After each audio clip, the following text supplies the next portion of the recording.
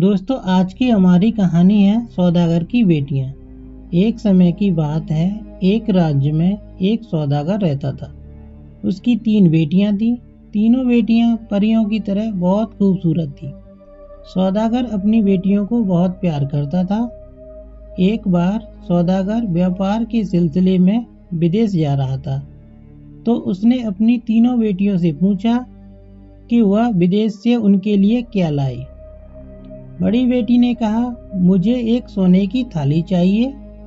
मझली बेटी ने कहा, मुझे एक सोने का पंखा चाहिए। छोटी बेटी बोली, मुझे एक सोने का सेब चाहिए।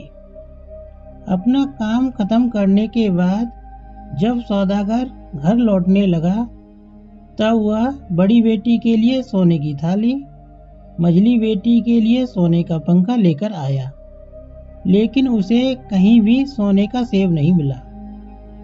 दोनों बेटियां अपनी पसंद की वस्तु पाकर बहुत ही खुश हुईं, लेकिन छोटी बेटी दिल की बहुत अच्छी थी।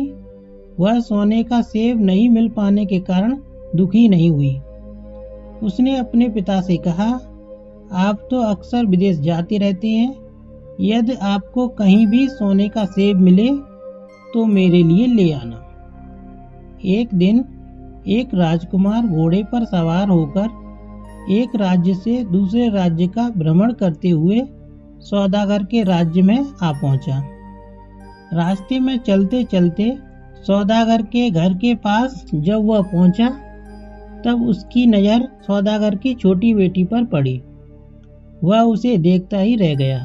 उसे लगा कि वही उसकी रानी बनने योग्य है।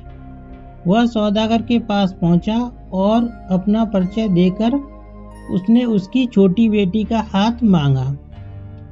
राजकुमार की बातें सुनकर सौदागर ने कहा, तुम्हारी बात सुनकर मुझे बहुत खुशी हुई, लेकिन मैं तुम्हारी बात मानने में असमर्थ हूँ, क्योंकि तुम जिसका हाथ मांग रहे हो वह मेरी सबसे छोटी बेटी है।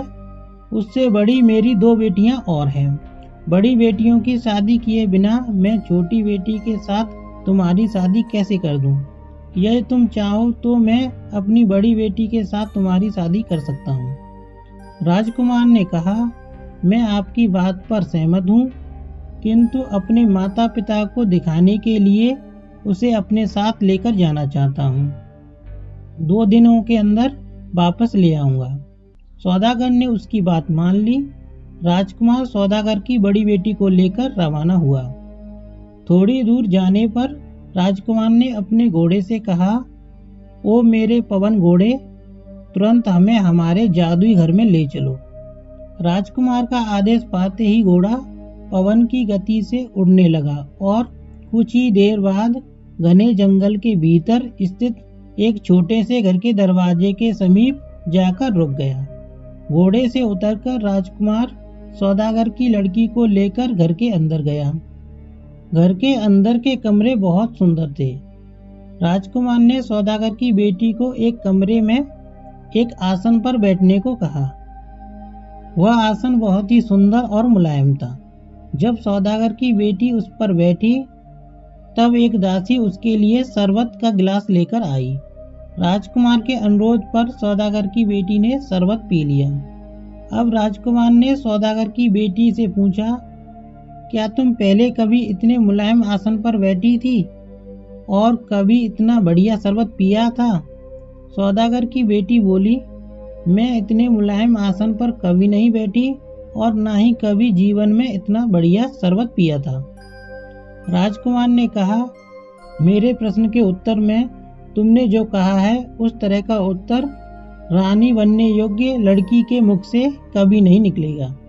तुम रानी बनने योग्य नहीं हो। चलो तुम्हें तुम्हारे पिता के घर छोड़ूं।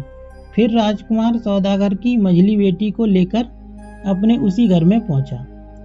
मझली बेटी को मुलायम आसन पर बिठाने एवं शरबत पिलाने के बाद राजकुमार ने उससे भी वही प्रश्न किए। मझली बेटी ने भी कहा कि वह कभी इतने मुलायम आसन पर नहीं बैठी और इतना बढ़िया शरबत उसने कभी नहीं पिया।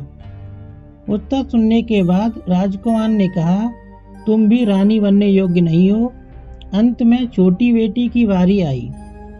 अन्य दो बहनों की तरह उसे भी मुलायम आसन पर बिठाया गया एवं पीने के लिए शरबत दिया गया।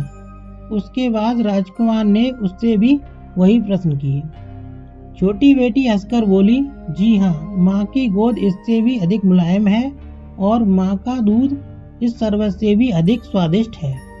सौदागर की छोटी बेटी के उत्तर से अत्यंत प्रसन्न होकर राजकुमार ने कहा, तुम्हारे जैसी लड़की ही मेरी रानी बनने योग्य है। राजकुमार ने सौदागर को सारी बातें बताईं।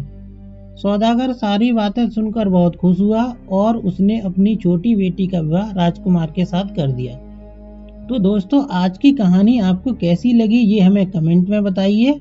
और अगर आपने हमारे चैनल को अभी तक सब्सक्राइब नहीं किया है तो प्लीज़ हमारे चैनल को सब्सक्राइब कीजिए, क्योंकि हम ऐसी मज़ेदार कहानियाँ लाते रहते हैं। तो दोस्तों, मिलते हैं किसी नई मज़ेदार कहानी के साथ। तब तक के लिए गुड बाय।